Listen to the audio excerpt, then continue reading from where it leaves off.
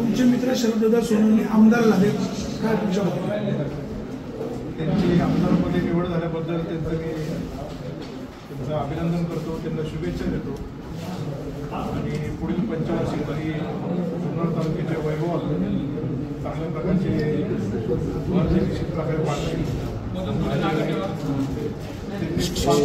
कामं केली ती आपण पुढे नेली, मागच्या 5 वर्षात जी काही कामं केली ती पुढे न्यायची. तर महायुतीचं सरकार आहे, त्याच्यामुळं एकत्रित काम करायला काय अडचणीला असं मला वाटत नाही. शेवटी सरकारमध्ये तालुक्याचे प्रतिनिधी निवडत दिलं तरी लोकांचा हा कौल जो आहे तो निश्चित प्रकारे मान्य करून जुन्नर तालुक्याचं हे जोपासण्याचं काम ते आणि आम्ही एकत्रितपणे करू. आमदार निवडून आल्याबद्दल त्यांचं मी मनपूर्वक आभार मानतो, त्यांचं आभार, त्यांना शुभेच्छा देतो, त्यांचं अभिनंदन करतो. काय अपेक्षा आहे त्यांच्याकडून तुम्हाला? ते विद्यमान आमदार आहे, आता अपेक्षा काय, आता जुन्नर तालुक्याला पर्यटनाच्या दृष्टिकोनातून पुढे न्यायचं आहे. जो पर्यटनाचं DPR तयार करण्याचं काम आपण हाती घेतलेलं आहे, त्यातून 4 सर्किट्सनुसार डेव्हलपमेंट आपण चालू करतो आहे. एक ऐतिहासिक सर्किट आहे, एक नैसर्गिक आहे, एक आध्यात्मिक आहे आणि एक साहसी पर्यटनाचं आहे. त्याचं काम आपल्याला पुढं घेऊन जायचं आहे. त्याचबरोबर बिबटमुक्त हा तालुका होण्याकरता आपल्याला सरकारच्या माध्यमातून ज्या ज्या उपाययोजना करायच्या, केंद्र सरकारच्या माध्यमातून जे करायचे ते पुढं वस्तुनिष्ठ आपण घेऊन जाऊ. आजपर्यंत जे काही कार्य केले ते पुढं घेऊन जायचं आहे. या तालुक्याला दिवसा वीज मिळण्याकरता आपण आता जी काही कॅपॅसिटी वीज पुरवण्याची आपल्या तालुक्यातली आहे ती सर्वांना एका दमात वीज पुरवू शकणार नाही अशा प्रकारची प्रणाली आहे. म्हणून सौर ऊर्जा प्रकल्प आपण जे काही काम हाती घेतलेलं आहे ते आपल्याला एकत्रितपणे पुढे घेऊन जायचं आहे. या तालुक्यात अनेक रस्ते, पाणीपुरवठ्याची स्कीम जे आता चालू आहे त्याच्यातल्या काही उणीवा असेल, त्रुटी असेल, ते फेर सर्वेक्षणाला गेले आहे, त्याला आपलं पुढे येऊन जायचं आहे. विशेषतः आदिवासी डोंगर दऱ्याचा भाग मोठा आहे, जिथं पाणीपुरवठ्याच्या स्कीमचं काम चालू आहे. त्या पाणीपुरवठ्याच्या स्कीमचं मेंटेनन्स आणि लाईट बिल ते आदिवासी भागातले गाव उचलू शकणार नाही. त्याच्यासाठी गव्हर्नमेंटकडून आपल्याला स्पेशल प्रोव्हिजन ही करावी लागणार. अशी अनेक कामं आहेत लोकहितासाठी, रोजगारासाठी आपलं पुढं घेऊन जायचं आहे. शिक्षणाने आपलं तालुका समृद्ध आहे, पुढं घेऊन जाण्यासाठी त्यांच्या मनामध्ये जे मानस आहे की त्यांना अंतराळातही अभ्यास करणारे शाळा निर्माण करायचे आहे, ते आपलं परिपूर्ण पद्धतीने पुढं घेऊन जाण्यासाठी आपलं असे काम आहे. ते काय आमदार होतात, पुढं बदलतील, अजूनही काय होईल, जुन्नरच्या लोकांचं हित याच्यामध्ये मागं पडणार नाही, ते अबाधित राहायला पाहिजे आणि पुढं चांगल्या पद्धतीने ते कार्य करण्यासाठी आपण काम करतो. काय सांगाल, अपेक्षा पूर्ण करणार का माझ्या आमदारांच्या? बघा, लोकप्रतिनिधी आम्ही जे असतो ते जनतेचे सेवक असतो. आम्ही जनतेच्या अपेक्षा पूर्ण करायला आमदार झालेलो नाही. आम्ही जनतेच्या अपेक्षा, जुन्नरचं हित, शिवभूमीची अस्मिता, महाराष्ट्राच्या पटलावर कोणत्याही परिस्थितीमध्ये जुन्नर तालुका हा मॉडेल तालुका व्हायला पाहिजे. विकासाचा सर्वोत्कृष्ट हे शिखर व्हायला पाहिजे. या दृष्टीने आम्ही सगळी मंडळी प्रयत्न करतोय. त्या दृष्टीने मी आपल्याला जे गोष्ट आजच अनाऊन्स करतो, मी ते माझ्या मनामध्ये ही गोष्ट माझ्या घेतलेली होती की उद्या 4 तारखे, परवा 5 तारखेला मुख्यमंत्री शपथ होते. आपल्या सर्वांना कल्पना आहे, त्याची तयारी चालू आहे. उद्या 4 वाजता, उद्या 4 तारखेला मी सकाळी 10 वाजता अतुल बेनके यांच्या निवासस्थानी जाणार. किती वाजता? सकाळी त्याचं कारण सांगतो. तिथे त्यांच्याशी मला प्रशासकीय काही गोष्टीचा डायलॉग करायचा आहे, काही गोष्टी बोलायच्या, काही बोलायच्या आणि जे काही कामं या तालुक्याची मागची राहिलेली आहे, रेंगळलेली आहे. कारण बऱ्याचशा गोष्टी मला उघडलेल्या नाहीत, त्या माहिती नाही, त्याच्यातून माहिती करून द्यायची. बघा, मी तुम्हाला नेहमी एक गोष्ट सांगत असतो की कधी सुसंवाद हा तालुक्याच्या आर्थिक मजबूतीकरणासाठी किंवा तालुक्याला पुढे येण्यासाठी फार महत्त्वाचं आहे. आणि त्यासाठी मी उद्या सकाळी त्यांची सकाळी 10 वाजता त्यांच्या घरी निवासस्थानी भेट घेणार. त्याच्या वडिलांच्या पण फोटोचं मी दर्शन केलं. मी त्यांच्या वडिलांनाही माझ्या काळामध्ये भेटलो होतो ज्यावेळेला मी नागपूरच्या आंदोलनात चाललो. माझी परंपरा राहिलेली आहे की ज्यावेळेला एखादी गोष्ट हँडओव्हर करून घ्यायची असेल तेव्हा एखाद्या गोष्टीची समजा समजा एखादा खातेपलट होत असताना ही जबाबदारी आहे, ती जबाबदारी एकमेकांना समजूनच ती करावी लागेल. त्यामुळे माझ्या मनामध्ये कुठल्याही पद्धतीची अशी भावना जी आहे ती अतिशय म्हणजे सकारात्मक आहे की आपल्याला त्यांच्या निवासस्थानी जाऊन त्यांच्याशी येतात. हा एक संस्काराचा गाभा जो आहे तो आपण समाजामध्ये प्रेरणा करून ठेवला पाहिजे. त्याच्यासाठी आपण ठाम असलं पाहिजे. आणि म्हणून मी आज तुमच्या समोर सांगतो की एस पी साहेबांची वेळ घेणं जाणार आहे. आम्ही चर्चा काही गोष्टी करणार आहोत, बोलणार आहोत.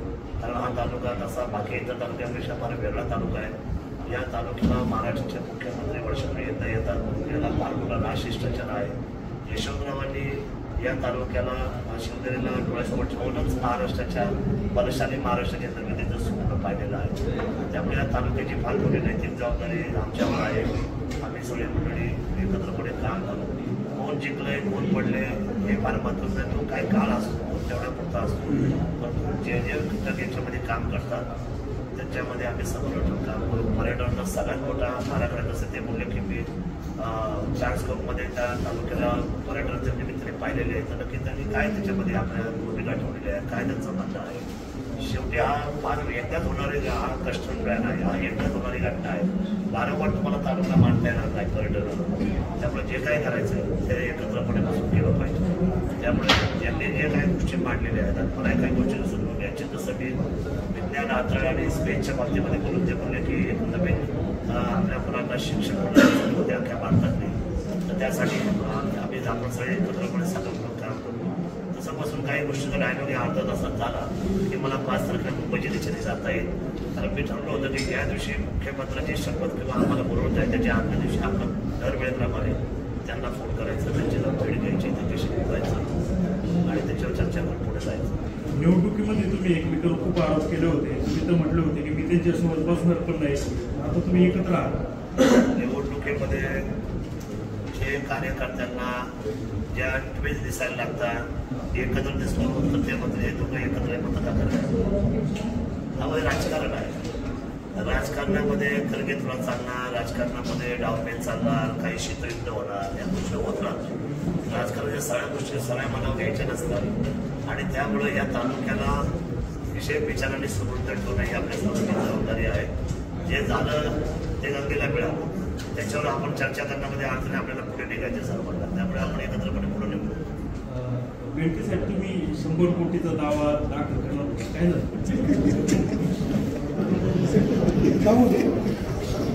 आता ते मागचं काय बोलू आपण लोकांची करा.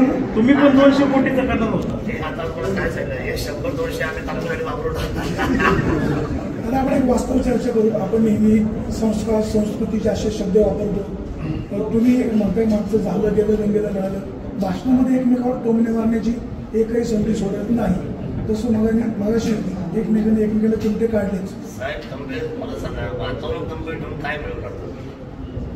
आता मी कधी सांगतो जेव्हा राग होतो पण प्रेम पण करतो. असं काय नाही. त्यांची बदली तर त्यांची बदली मागवली. प्रेम कधी दिसून आलं नाही.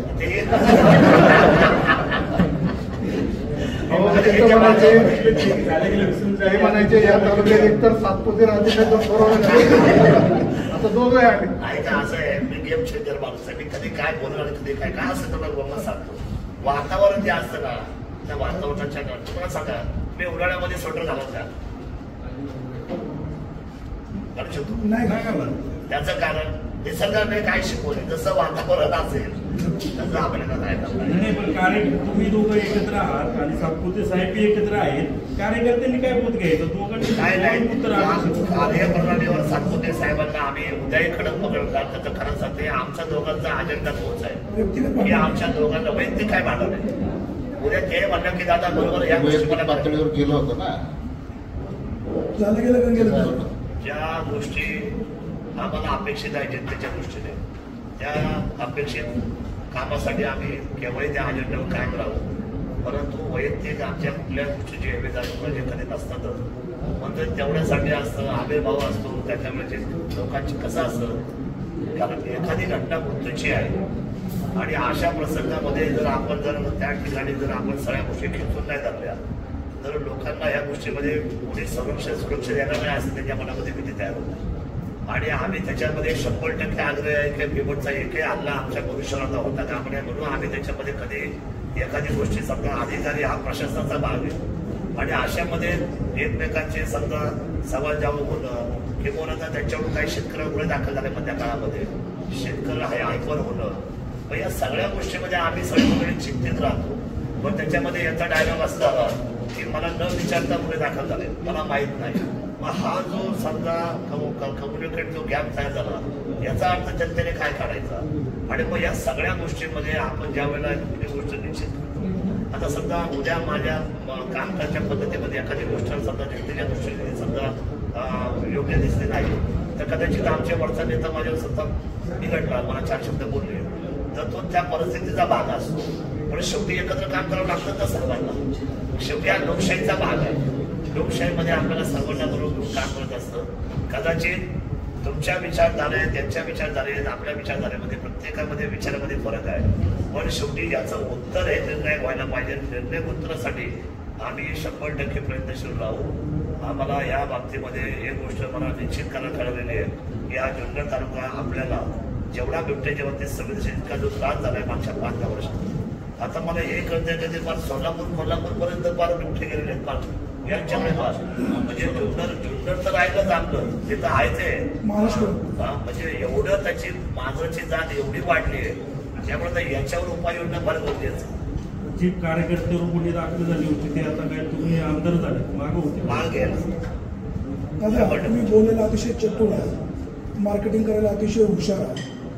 जुन्नर तालुका सुसंस्कृती टिकावं म्हणून तुमचे प्रयत्न निश्चित असणार आहेत. अतुल बेनके तुमचे मित्र राहिलेले आहेत, पुढे त्यांच्या घरी तुम्ही जाणार आहात. तुमचा मित्र पराभूत झाला. एक शिवनापाणीचा खेळ आहे मराठीमध्ये.